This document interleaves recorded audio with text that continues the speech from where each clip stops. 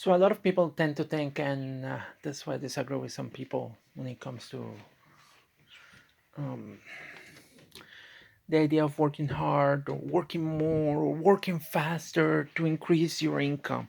A few years ago, I was in working for a factory, and I used to have that perspective. I was doing my job quickly, trying to make the quotas, just to keep the job.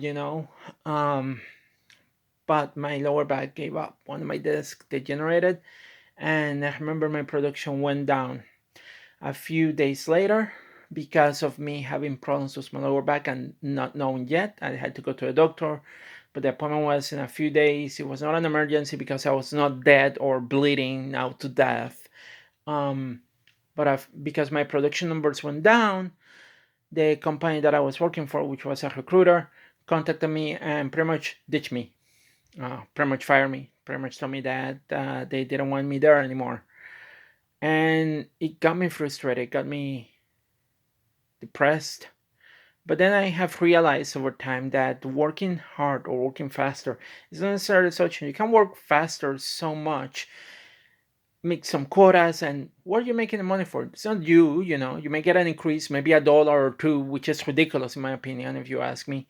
But you are just helping the company make the quota, get the money. They are the ones that reap the rewards. People at the top are the ones that reap the most rewards. If you are working an hourly job, you don't necessarily reap the rewards. And I'm not saying that you should work less or smaller, but like I see a lot of people that have this perspective that you have to sacrifice everything in your life for the company just so that way they have income, so that way you have the scraps just to live on. And I'm tired of that, and I gotten so frustrated with that idea that goes against everything that some people like to preach and value.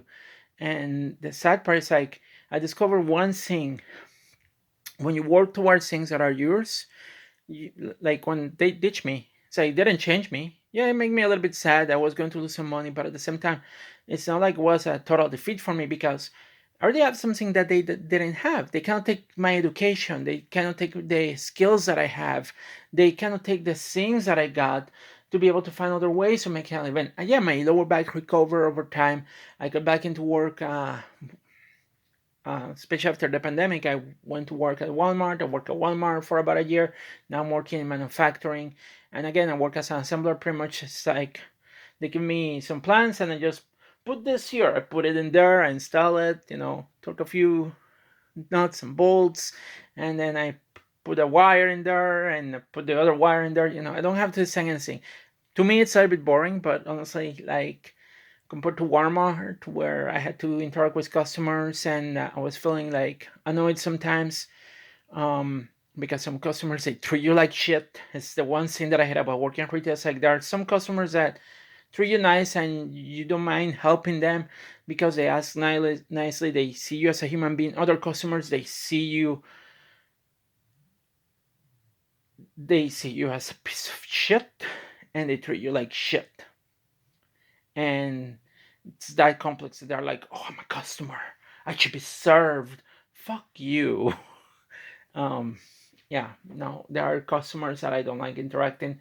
So going into manufacturing, I don't have to have that interaction. So, like, I tolerate more my job, but in the end, is it what I really want to be doing? And honestly, I'm reaching the point that I'm getting bored at my work, and I know that I need something else. I need a little bit more of a challenge. I'm going bored. I cannot stay like this. I'm not growing as a person. I'm not growing as a professional. I'm not designing anything. And even if I work harder, right now I saw that my job posted a bulletin, and they say that even if your performance appraisal is good, there's no guarantee that you're going to get a pay raise. That sent me the signal that it's like, if I want something better that will pay me more money, I have to look outside of the company, because there are no guarantees that the company will increase my pay in the near future. And in all honesty, as an engineer, if I were to work as an engineer, I think I would earn more money. And I have a degree in engineering. So I'm in this crossroads of, like, what shall I do next? And because the job market around here, there's nothing from engineering, is beginning to question Do I want to stay here? Do I want to move away? So now I have more questions that I have answers to. And it's a little bit scary and it's a little bit tough to think about these things. Plus, then I have my parents are getting older. My sister is having some issues down there that I wish I could help. So there's a lot of stuff that I'm dealing right now. But going back to the first thing, I have realized that working harder, unless it's something that you create for yourself that will bring you where you want to be, sometimes you're just working harder for someone else's dream, for somebody else, and not necessarily working harder where you are is going to bring the money or the success that you want. So the idea of working harder will bring success magically to you is not necessarily true. So it's a myth. And yes, you can work hard, but it depends what is it that you are doing. Is it something for you, for yourself, for your goal to where you want to be, or is it something for somebody else? Because when you work for somebody else, you are giving your energy and your time to somebody else to help somebody else succeed. Because I work for this company, my energy and my success for that company is not for me. It's not necessary for where I want to be. And that energy and that work hard is for that company. The company is the one that reaps the rewards. It's I only see a certain number of income, regardless whether I make 10 units or 1 unit or 2 units a day. I only see a certain level of income. That income will never go higher unless they increase my income. And knowing that there's no guarantee is like, what for I'm working for right now? And it's depressing and it's a harsh truth that I hate about the system that we humans have created and we call capitalism. And totally, completely hate it. And there's no way that you can create an argument that will make sense to me because also it makes no sense. This is what we have created. We have enticed the poor people to believe that if they work hard, they're going to get money, but there's no guarantee. People that we pay them very little money, they go 1 job, 2 jobs, 3 jobs because we have created this insane necessity that they need that to survive. And that is not the way to treat people. And I'm tired of the system and I don't even know what to do. But it's depressing me and I don't know how to deal with that. And there's no answer to that because there's really not a magic cure, to that. Um, and I'm trying to find things that I love to do. That's why I go and play table tennis. That's why I have stick to professional wrestling. That's why I go to a gym and work out because those things help me focus and help me forget about the insane stupidity that humans live and call fucking life.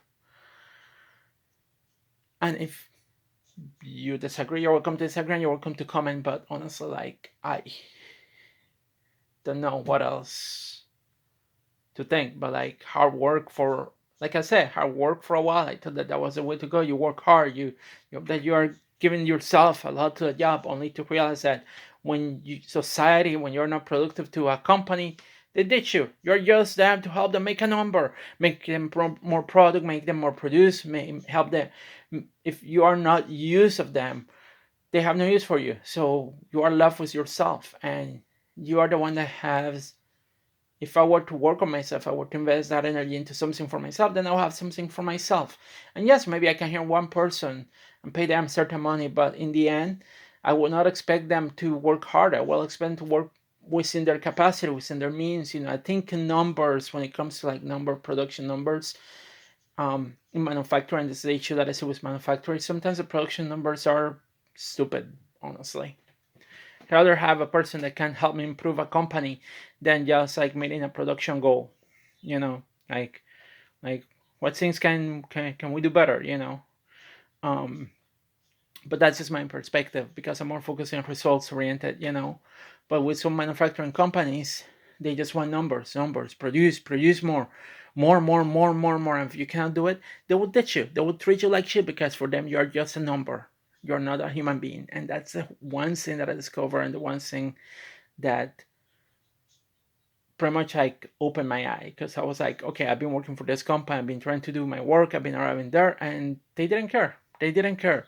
And because I was also temp to hire, they said, yeah, we can find somebody else. And but again, they cannot take my education or my my skills, so that's why I said that even though I lost a job, I didn't lost anything of mine. Money wise, yeah, I lost money, but I didn't lose myself. I didn't lose my skills. I didn't lose my education. Nobody can take away that away from me, and that's the important lesson here. That even if a company will ditch you, they will never take your experience, your skills away. So there's always hope that you can find something else, move into something else to be able to survive in this world. Anyway, that's all I got. Peace out, everybody. Stay safe.